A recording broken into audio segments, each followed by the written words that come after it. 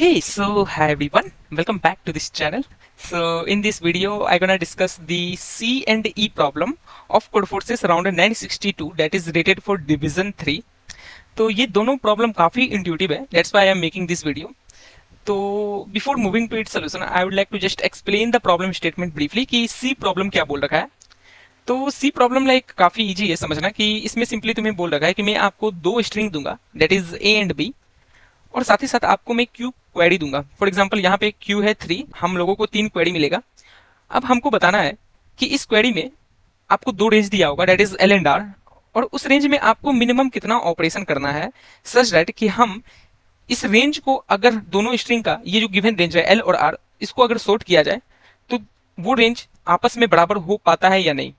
For example अगर मैं ये टेस्ट केस लिखूं that is A B C D E, और जो तुम्हारा सेकंड स्ट्रिंग है that is E D C B A, तो इसमें देखो सबसे पहला जो तुम्हारा रेंज दिया हुआ है दैट इज 1 से 5.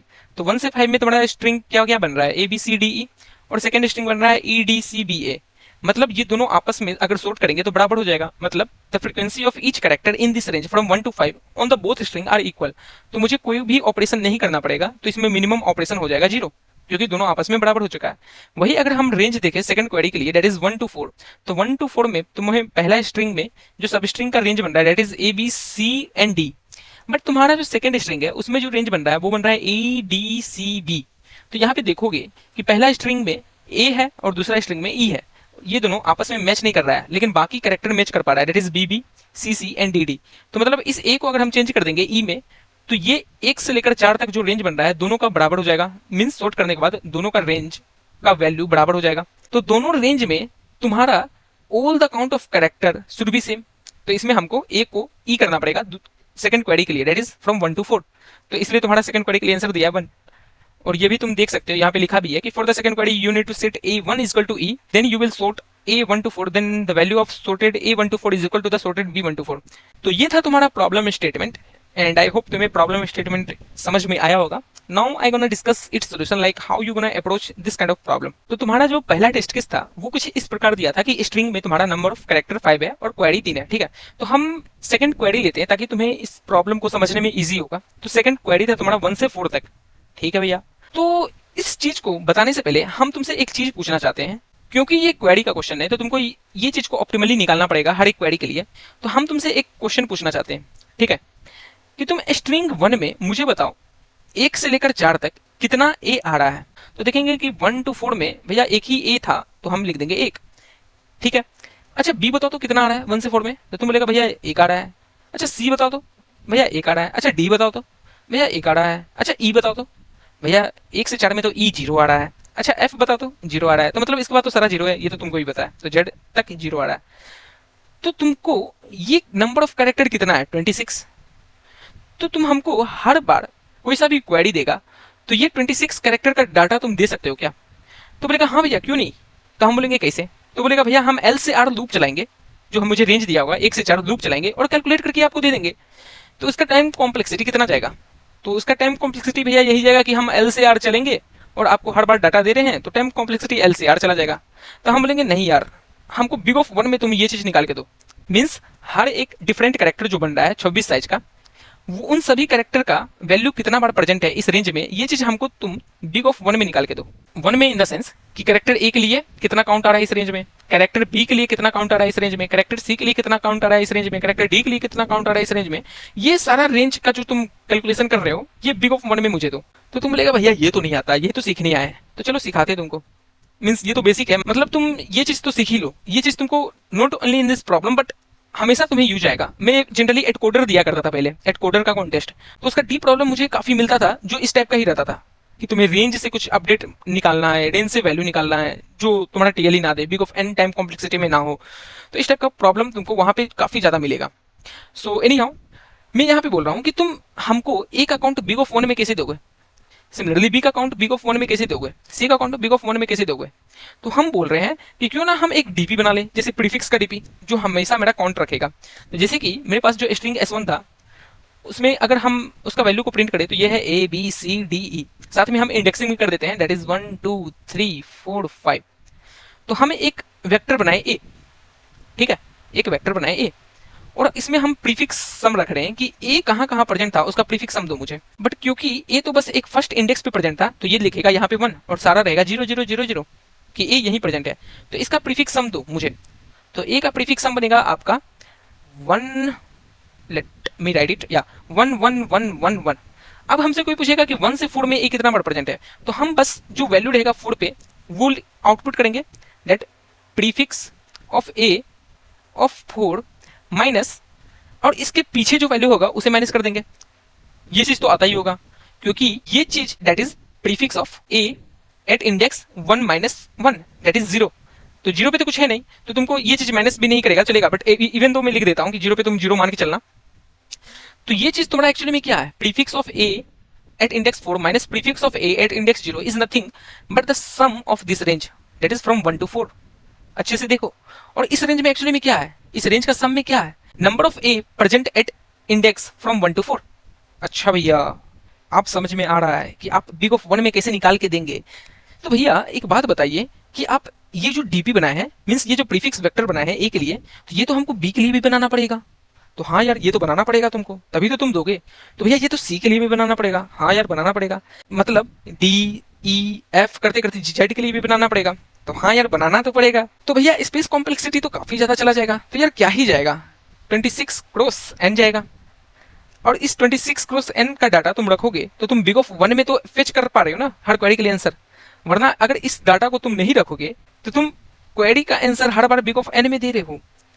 तो क्यों ना हम इस चीज को मिटा के ये चीज यूज करें और हम बिग ऑफ 1 में आंसर दें। समझ रहे हो, अगर तुम आगे चल के किसी कंपनी के लिए काम करोगे तो ये सब काफी ज्यादा मैटर करता है कि हम क्या करें जो ऑप्टिमाइज करें अपना कोड को, जो तुम्हारा big of N time complexity लग रहा है उसे हम कम करें। तो ये सब चीज तुम आगे जाके सीखोगे कि एक्चुअली में तुम इसे आईटी इंडस्ट्री में कैसे अप्लाई करते हो। तो मतलब हम यह समझ गए कि हम एक प्रीफिक्स वेक्टर बनाएंगे जिसमें करेक्टर ए का प्रीफिक्स रहेगा, करेक्टर बी का प्रीफिक्स रहेगा, करेक्टर सी का प्रीफिक्स रहेगा। तो हम क्यों ना एक प्रीफिक्स S1 बना ले जिसका साइज होगा 26 क्रॉस एन का। सिमिलरली हम क्यों ना प्रीफिक्स S2 बना ले जिसका साइज होगा 26 क्रॉस एन का। और हर बार हर क्वेरी के लिए हमको हर करेक्टर का पता चल जाएगा कि उस रेंज में कितना काउंट है। मैं पहले बता देता हूँ कि ये प्रीफिक्स S1 और प्रीफिक्स S2 तुम बनाओगे कैसे। So let me show you my code. तो इस कोड में तुम देखोगे तो मैं इनिशियली इनपुट लिया हूँ एन एंड क्यू, जिसमें तुम्हारा एन है size of the string and Q है नंबर ऑफ क्वेरी। और फाइनली मैं दोनों को इनपुट ले रहा हूँ, और ये है तुम्हारा दो string that is S1 and S2 जिसे मैं शो किया हूँ बाई ए एंड बी। और यहाँ पे मैं इनपुट लिया हूँ दोनों स्ट्रिंग को ए एंड बी को। अब मैं ये प्रीफिक्स ए और प्रीफिक्स बी जो तुम्हें बोल रहा था वो बनाया हूँ 2D वेक्टर में।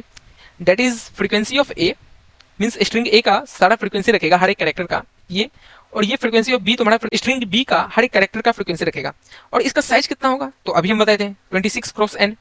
तो ठीक है भैया, 26 क्रॉस एन इसका साइज होगा। तो वही चीज मैं यहाँ पे बना चुका हूँ। अब क्योंकि तुमको स्ट्रिंग ए और स्ट्रिंग बी को इसमें अपडेट करना है फ्रीक्वेंसी ऑफ ए और फ्रीक्वेंसी ऑफ बी में, तो हम सिंपली पहले स्ट्रिंग ए को इटरेट किए हैं और frequency of int A of I minus A, मतलब ये चीज जो है ना, ये चीज अगर ए में मीन्स S1 में कैरेक्टर ए आता है तो ये चीज तुमको दर्शाएगा 0। सिमिलरली कैरेक्टर बी आता है तो ये चीज दर्शाएगा तुम्हें 1।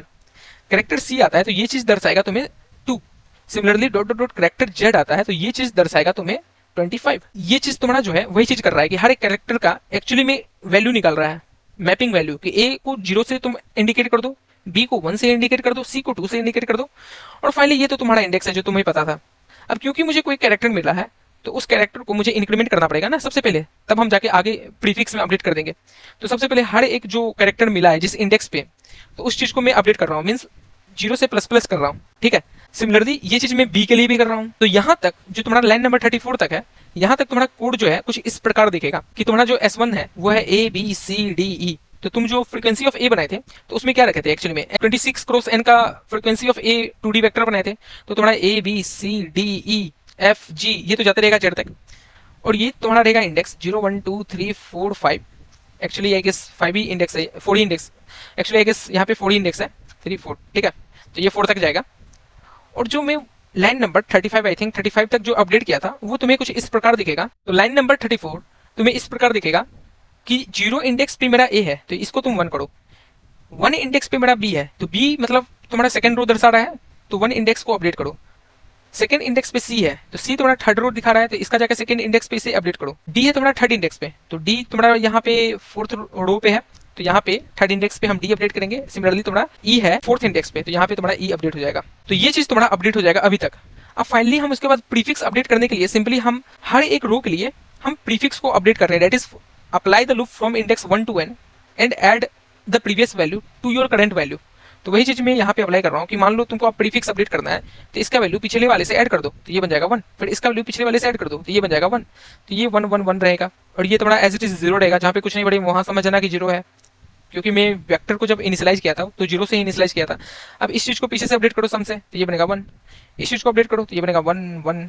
सिमिलरली ये 1 1 1 एंड ओवरऑल 1। अब हमसे कोई पूछता है एलसीआर के बीच में तुम मुझे सम दो, तो एज इट इज जैसे हम तुम्हें यहाँ बताएं उस तरह तुम यहाँ पे सम दे देना।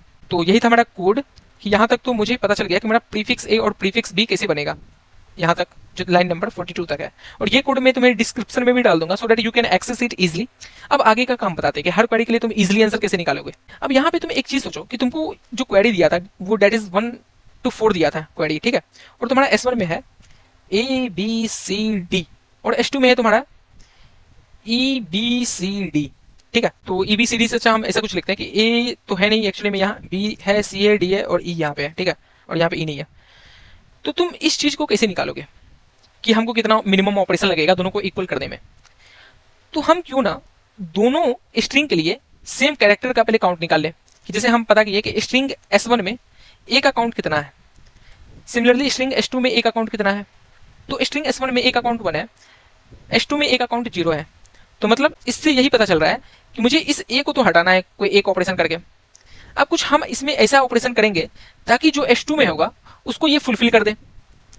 इस बात को गौर से सुनो कि इस A को तो अब हटाना है, ये B S2 में तो है नहीं। अब इसको हम कुछ ऐसा चेंज करेंगे ताकि जो B में होगा मीन्स S2 स्ट्रिंग में होगा उसको ये चीज फुलफिल कर दे। तो क्यों ना हम इस A को चेंज कर दे E में, तो ये बन जाएगा EBCD और इसका भी बन जाएगा वैल्यू BCDE और दोनों बराबर है। तो इस चीज को चेक करने के लिए हम सिंपली चेक कर रहे हैं कि हर कैरेक्टर का जो डिफरेंस है मीन्स A का डिफरेंस है इसका सम रख लो। तो A का डिफरेंस अभी तुम्हारे पास कितना है S1 और S2 में 1 है, तो 1 का सम रखो, प्लस B का डिफरेंस देखो कितना है इस रेंज में 1 से 4 में, तो ये है तुम्हारा 0, तो 0 को प्लस करो। फिर C का डिफरेंस 0 है, 0 को प्लस करो। D का डिफरेंस 1 से 4 का रेंज में 0 है, 0 को ऐड करो। सिमिलरली E का डिफरेंस देखो कितना है मींस एब्सोल्यूट डिफरेंस ऑब्वियसली, तभी तो पता चलेगा कि कौन कौन सा कैरेक्टर मैच नहीं कर रहा है। तो E का डिफरेंस आएगा तुम्हें 1, और बाकी तुम F G H सबका डिफरेंस तो देखोगे ही, बट उन सभी का डिफरेंस F G H उन सभी का डिफरेंस आएगा तुम्हारे पास 0, तो 0 ऐड करेगा टोटल 26 लूप चलाने के बाद, तो तुम्हें ओवरऑल डिफरेंस पता चला 2। तो मतलब हमको ये पता चला कि S1 और S2 में अगर देखा जाए तो दो कैरेक्टर अलग अलग हैं। तो मतलब एक कैरेक्टर मेरा S1 में होगा और दूसरा कैरेक्टर S2 में होगा। तो तुम खुद सोचो कितना ऑपरेशन तुमको मिनिमम करना पड़ेगा ताकि S1 S2 में बन जाए। तो हमको करना पड़ेगा 2 डिवाइड बाई 2 दैट इज 1। और यहाँ पे हम तुमको प्रूफ भी किए थे कि एक्चुअली में 1 कैसे हो रहा है, कि इस A को हम E चेंज कर देंगे। तो यही चीज हम समझाने की बात कर रहे हैं तुम्हें, ताकि तुम्हें आंसर ऑप्टिमली मिल जाए। तो ये चीज को मैं कुछ इस प्रकार इंप्लीमेंट किया हूँ कि हर क्वेरी के लिए लूप चलाया हूँ और फाइनली मैं रेंज इनपुट ले रहा हूँ, that is LCR range input लिया। और क्योंकि वो 1 बेस्ड इंडेक्सिंग है तो उसको 0 बेस्ड इंडेक्सिंग पहले कर दिया, ठीक है। और ये काउंट जो है एक्चुअली में तुम्हारा आंसर है जो तुम फाइनली आउटपुट करोगे कि कौन कौन सा कैरेक्टर को चेंज करेंगे ताकि मेरा आउटपुट मिल जाए, ठीक है। तो ये तुम्हारा काउंट A दैट इज 0 और ये तुम्हारा काउंट B दैट इज 0। तो इसे हम बाद में बताएंगे। एक्चुअली में इसे तुम अंदर भी लिखोगे तो कोई इशू नहीं है, यहाँ भी लिख देंगे तो कोई इशू नहीं है इसका। और ये है तुम्हारा एक्चुअली में डिफरेंस कि कितना डिफरेंस दिया टोटल। जब हम 26 साइज तक इटरेट किए तो हर एक कैरेक्टर एक दूसरे में कितना डिफरेंस दिया, तो ये चीज ये डिफरेंट वेरिएबल बता रहा है, ठीक है। अब हम 26 साइज का लूप चलाएं मींस हर एक कैरेक्टर को चेक करने के लिए। जैसे हम यहाँ पे बताए ना कि तुमको एक्चुअली में A का डिफरेंस चेक करना है इस रेंज में 1 से 4 में, B का डिफरेंस चेक करना है 1 से 4 में, C का डिफरेंस चेक करना है 1 से 4 में, D का डिफरेंस चेक करना है 1 से 4 में। तो उस चीज को चेक करने के लिए हम लूप चलाए हैं फ्रॉम 0 to 26। और यहाँ पे देख रहा हूँ कि काउंट ऑफ A में फ्रीक्वेंसी ऑफ JR होगा। JR क्यों? क्योंकि ये J जब 0 होगा तो ये बताएगा कि तुम्हारे पास जो स्ट्रिंग S1 है उसमें A का काउंट अभी तक कितना है। तो वही चीज बता रहा है कि J 0 है तो मतलब कैरेक्टर A का काउंट R तक कितना है। और तुम क्योंकि प्रीफिक्स सब रखे हो तो साथ ही साथ तुमको माइनस भी करना पड़ेगा L-1 इंडेक्स से अगर L ग्रेटर देन 0 हो, ताकि हमको 1 से 4 में अगर पता करना है कि हर कैरेक्टर का काउंट कितना है तो हम वही चीज चेक करेंगे कि फ्रीक्वेंसी ऑफ 4 को तुम ऐड करो और 1-1 दैट इज 0 को माइनस करो। क्योंकि हम 0 बेस्ड इंडेक्सिंग लिए थे इसलिए हम यहाँ पे चेक कर रहे हैं कि L ग्रेटर देन 0 होना चाहिए। फाइनली इससे क्या पता चलेगा, इससे ये पता चलेगा कि अभी J 0 था J मेरा 0 है तो कैरेक्टर A में कितना डिफरेंस आ रहा है दोनों स्ट्रिंग में उस रेंज में 1 से 4 के रेंज में। और उस चीज को मैं एक डिफ वेरिएबल में ऐड ऑन कर रहा हूँ उस डिफरेंस को, ताकि ये यहाँ पे मैं बताया था कि डिफ में ऐड करते जाना। और क्योंकि ये डिफ ऐड कर रहे हैं तो फाइनली हम काउंट में ऐड ऑन करेंगे डिफ डिवाइड बाई 2, क्योंकि वहां पे बताए थे ना 2 कैरेक्टर चेंज आ रहा था, तो फाइनली हम आंसर में क्या ऐड ऑन किए, difference divide by 2 that is 2 divide by 2 that is 1, minimum मेरा ऑपरेशन लगेगा तब 1। तो यही चीज मैं ऐड करके फाइनली आउटपुट कर रहा हूँ count. So this was my whole logic behind this problem. I hope तुम्हें समझ में आया होगा, और अगर अभी भी नहीं आया तो please you can ask in a comment section, I am always here to reply you. So yeah, if you find this video helpful, then please like it, subscribe it, and also share to your friends who have any doubt in this problem. So please share it and like it, because I will get more motivation to make such a video. तो ये था तुम्हारा problem से। अब हम discuss करेंगे तुम्हारा problem में। तो यार ये प्रॉब्लम काफी अच्छी है, और लाइक ये प्रॉब्लम तुम्हारा एक सिंपल जो प्रॉब्लम होता है कि फाइंड नंबर ऑफ सब array with the given condition, उसका एक वेरिएंट प्रॉब्लम तुम कह सकते हो। तो चलो पहले डिस्कस करते हैं इसका problem statement. So just give me 1 minute to explain this problem statement first. तो इस प्रॉब्लम में तुम्हें सिंपली बोल रखा है कि मैं आपको एक बाइनरी स्ट्रिंग दूंगा, और बाइनरी स्ट्रिंग तो पता ही होगा तुम्हें, जिसमें 0 और 1 दोनों होता है।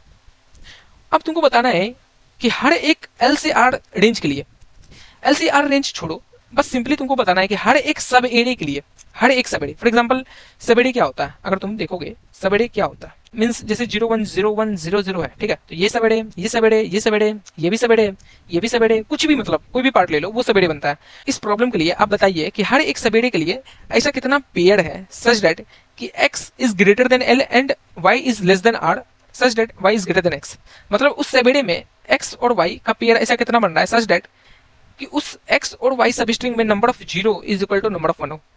मतलब इसको अगर हम आसान भाषा में बोले तो मान लो तुम्हारे पास कोई भी सब स्ट्रिंग है 0 1 0 0 1 1, तो ये एक सब एरे तुम्हारा बन रहा है। तो सबसे पहले मुझे एल से आर चूज करना पड़ेगा, तो मान लेते हैं हम पूरा चूज कर लेते हैं, दैट इज एल तुम्हारा 1 है और आर है तुम्हारा 6, तो ये है तुम्हारा एल से आर।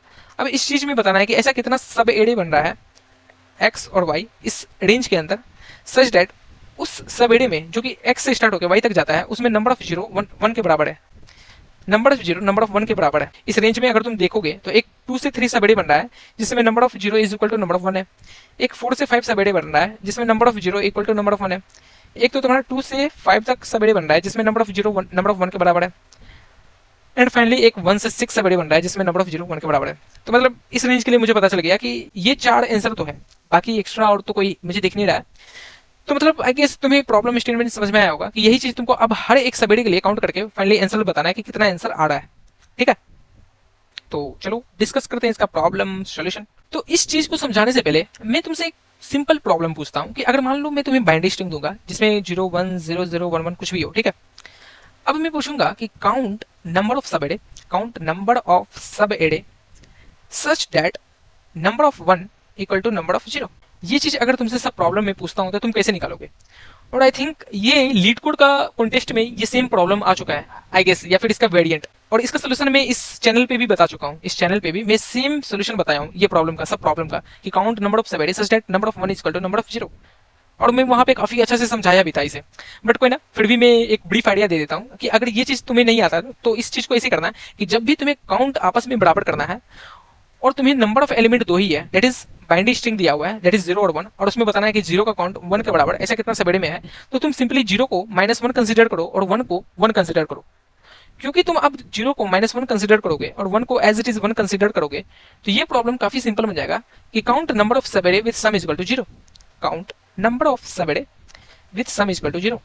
अच्छा, तो अब तो तुम बना लोगे, इसलिए बना लोगे क्योंकि ये जीएफजी का काफी फेमस प्रॉब्लम है, count number of subarray with sum is equal to k। तो यहाँ पे k है तुम्हारा 0, तो ये अब जीएफजी का काफी अच्छी प्रॉब्लम है। तो यार ये तो तुम देख ही लेना प्रॉब्लम, और ये प्रॉब्लम तुम्हें इंटरव्यू में पक्का पूछेगा ही पूछेगा, मींस मैक्सिमम कंपनी ये सब एक फेमस प्रॉब्लम में आती है, तो ये इस टाइप का प्रॉब्लम तुम्हें आना चाहिए।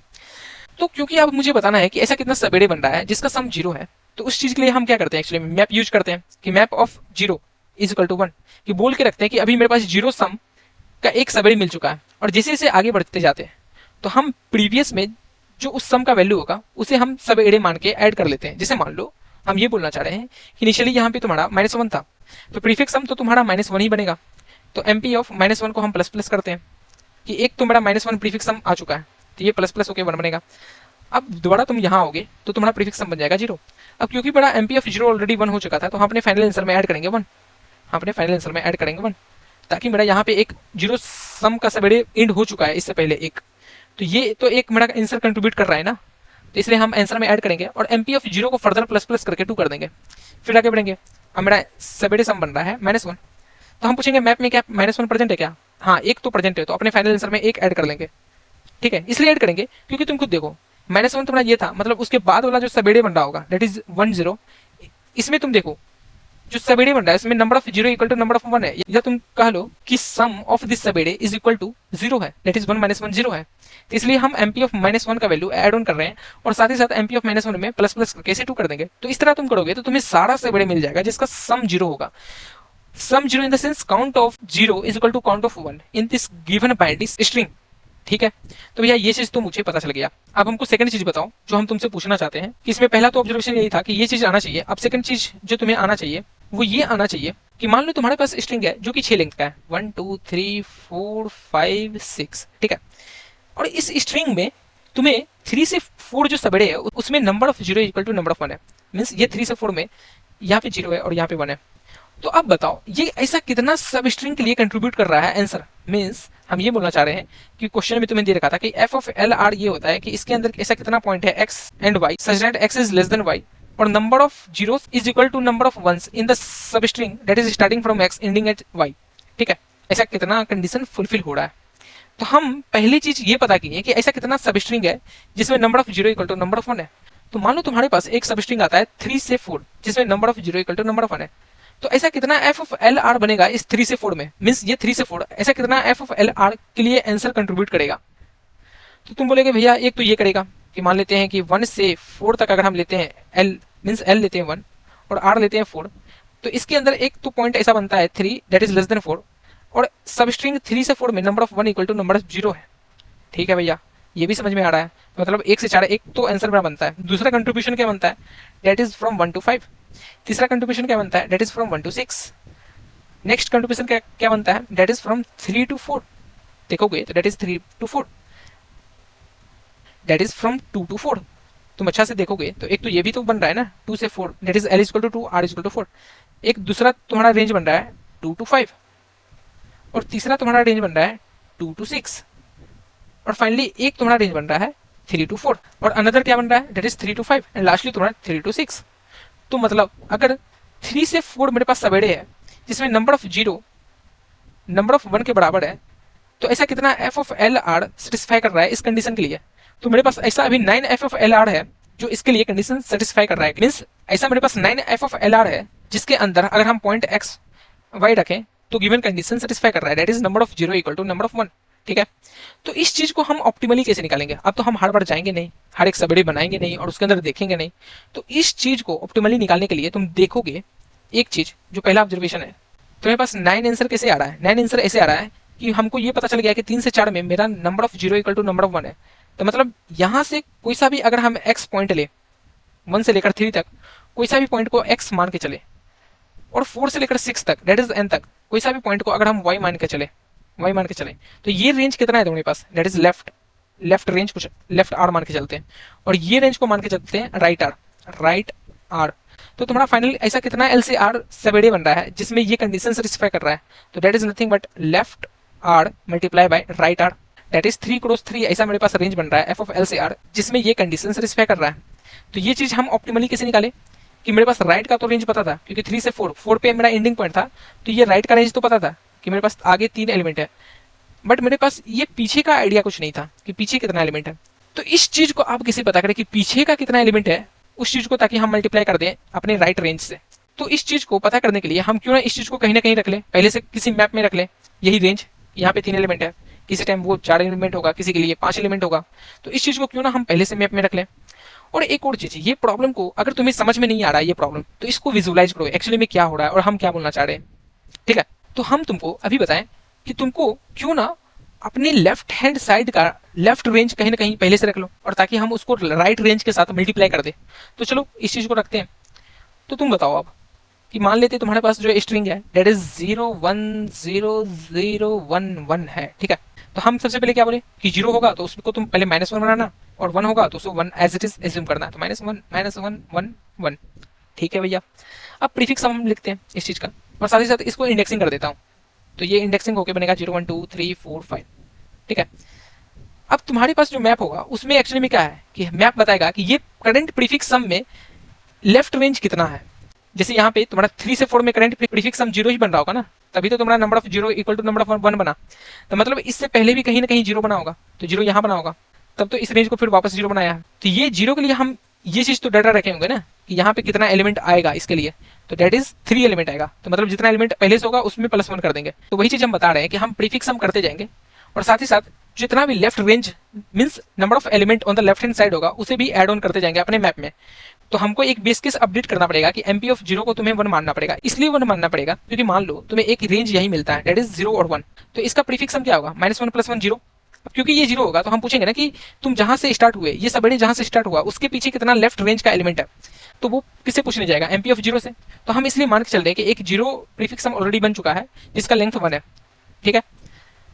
तो क्योंकि अब वो लेंथ मुझे 1 दिया है तो तुम्हारे पास राइट रेंज तो इसलिए निकल जाएगा, that is nothing but n - i। तो यहाँ पे तुम्हारा n - i क्या बनेगा, डेट इज 6 - 1 5, और तुम देख भी लो 1 2 3 4 5, तो राइट रेंज 5 बन रहा है और लेफ्ट रेंज तुम्हारा 1 बन रहा है। ये तो हम राइट रेंज और लेफ्ट रेंज को मल्टीप्लाई करेंगे और अपने फाइनल आंसर में ऐड ऑन करेंगे, तो तुम्हारा 1 × 5 आंसर में ऐड हो जाएगा, ठीक है। तो तुम्हारा 1 × 5 आंसर में ऐड ऑन होगा, तो आंसर तुम्हारा वैल्यू बन जाएगा अभी के लिए 5। और हम आगे बढ़ते जाएंगे तो तुम्हारा प्रीफिक्स सम यहाँ पे -1 था, यहाँ पे 0 बना। और उससे पहले एक चीज बताना भूल गए कि जब तुम यहाँ पे आए होगे तो तुम्हारा प्रीफिक्स सम क्या था, -1। तो तुम इस चीज को मैप में अपडेट भी करोगे ना कि -1 में इस लेफ्ट रेंज वाला एलिमेंट कितना आया है। तो हम एमपी ऑफ -1 को अपडेट किए, जो तुम्हारा करंट इंडेक्स है +2, तो करंट इंडेक्स है मेरा 0, तो 0 + 2 तुम्हारा 2 बन जाता है, तो एमपी ऑफ -1 2 आ गया। फिर हम आगे गए और प्रीफिक्स सम निकाले, तो मेरा प्रीफिक्स सम यहाँ पे आया था 0, और इसके लिए तो हम आंसर निकाल चुके थे कि 1 × 5 मेरा आंसर था। और साथ ही साथ मुझे अपडेट भी करना पड़ेगा ना कि लेफ्ट रेंज क्या था, तो उस चीज के लिए हम क्या करेंगे, एमपी ऑफ 0 + i + 2, तो एमपी ऑफ 0 + 3। फिर हम आगे गए, फिर से मेरा प्रीफिक्स सम आया -1। तो तुम बताओ -1 क्या तुम्हारे पास पहले आ चुका है क्या, तो हाँ आ चुका है। उसमें कितना वैल्यू है, 2 वैल्यू है, तो वो तुम्हारा लेफ्ट रेंज बनेगा। तो हम लेफ्ट रेंज को किससे मल्टीप्लाई करते हैं, राइट रेंज से। राइट रेंज तुम्हारा क्या होगा, n - i, तो 6 - 2 4, देख लो ये तुम्हारा राइट रेंज 4, तो 2 × 4 तुम्हारा 8 होता है, तो तुम 8 अपने फाइनल आंसर में ऐड ऑन करोगे, दैट इज आंसर में तुम्हारा जो 5 था, तो 5 + 8 अभी के लिए तुम्हारा आंसर है 13। तो ये चीज तो तुम्हें समझ में आ रहा होगा कि एक्चुअली में कैसे हो रहा है। और ये तुम सिंपली देख सकते हो कि ये तुम्हारा -1 है और यहाँ पे तुम्हारा 1 है, तो तुम 1 + -1 करोगे तो 0 आएगा। तो तुम ये चीज किससे पूछने गए, एमपी ऑफ -1 से, कि तुम्हारे पास लेफ्ट रेंज कितना आ रहा है। तो एमपी ऑफ -1 कहाँ था, यहाँ था, और ये तुम्हारा लेफ्ट रेंज ऑलरेडी 2 भरा था। क्यों भरा था आप पता चला कि -1 में एक तो रेंज 1 आ रहा था और इसके कारण ये रेंज 2 बन गया था। तो अब तुम आगे बढ़ोगे, लेकिन आगे बढ़ने से पहले मैप को अपडेट भी तो करोगे कि MP of -1 plus equal to ये रेंज दैट इज 2 + 2 4, ताकि आगे चल के मुझे -1 कोई सा भी एक फिर से रेंज मिले तो ये +4 इसमें ऐड कर लेगा, तो 2 + 4 6, ये 6 अभी बन जाएगा, एमपी ऑफ -1 इक्वल टू 6। फिर ये आगे बढ़ेगा और सेम चीज ऑपरेशन करते रहेगा जब तक ये इटरेशन खत्म ना हो जाए। तो तुम देखिए एक्चुअली में इस प्रॉब्लम को मैंने कैसे सॉल्व किया, कि सबसे पहले तो मैं ये चीज बताया कि काउंट नंबर ऑफ सबेडे जिसमें number of 1 equal to number of 0 है, इस प्रॉब्लम को कैसे सॉल्व करेंगे। फिर फाइनली ये बताया कि अगर मुझे सबेडे मिल जाता है तो उसके लिए कितना आंसर कंट्रीब्यूशन करेगा, तो वो करेगा तुम्हारे पास left range multiply by right range. अब बात आती है कि left range multiply by right range में राइट रेंज तो हम इजिली निकाल पाएंगे क्योंकि हम एक इटरेशन मार के हर बार अपडेट करके राइट रेंज निकाल लेंगे, बट लेफ्ट रेंज कैसे निकालेंगे। तो उस लेफ्ट रेंज को निकालने के लिए हम एक मैप का यूज किए। मैप क्या रख रहा था कि करंट प्रीफिक्स सम में लेफ्ट रेंज क्या है, ये तुम्हारा मैप रख रहा था कि करंट प्रीफिक्स सम में लेफ्ट रेंज अभी तक क्या है। तो उस चीज को हम निकाल के फाइनली राइट रेंज के साथ मल्टीप्लाई कर देंगे और ऐड ऑन कर देंगे अपने फाइनल आंसर में। सो this was my logic behind this problem. तो अगर मैं इसका कोड दिखाऊं तो कोड काफी इजी है, and even it was easier than problem C, because you know very well कि प्रॉब्लम सी तो काफी लाइक इंप्लीमेंटेटिव था, इसलिए इसका थोड़ा कोड ज्यादा बड़ा था। तो ये है तुम्हारा प्रॉब्लम में डी कोड। तो सबसे पहले मैं स्ट्रिंग एस ले आऊँ जिसमें इनपुट ले आऊँ, प्रीफिक्स सम एक वेरिएबल रखाऊँ प्रीफ सम, ये तुम्हारा total size that is nothing but the size of an string S जिसे तुम एन समझो, और ये तुम्हारा फाइनल आंसर जो मुझे रिटर्न करना है, ठीक है। और मैं एक मैप बनाया हूँ इंडेक्स सम, जिसमें index sum of 0 equal to 1 रख दो पहले से, क्योंकि ये बेस केस है। उस टाइम भी समझाया था जब मैं वीडियो सोल्यूशन बता रहा था कि बेस केस को तुम कैसे हैंडल करोगे, क्योंकि ये तुम्हारा बेस केस है जो तुम्हें सपोर्ट करेगा कि 0 सम मिलेगा फर्स्ट टाइम ही, तो उसके लिए आंसर क्या होगा, ठीक है। अब मैं इटरेट किया हूँ गिवन स्ट्रिंग को और देख रहा हूँ कि अगर ऐसा 5 1 है तो प्रीफिक्स सम प्लस प्लस करो वरना माइनस माइनस करो, और फाइनली राइट रेंज और लेफ्ट रेंज निकाल के तुम अपने फाइनल आंसर में इसका मल्टीप्लिकेशन ऐड ऑन करो। तो राइट रेंज तो तुम्हें पता है n - i होगा, that is total size minus i होगा, बट लेफ्ट रेंज होगा तुम्हारा इंडेक्स सम ऑफ प्रीफिक्स सम, ठीक है।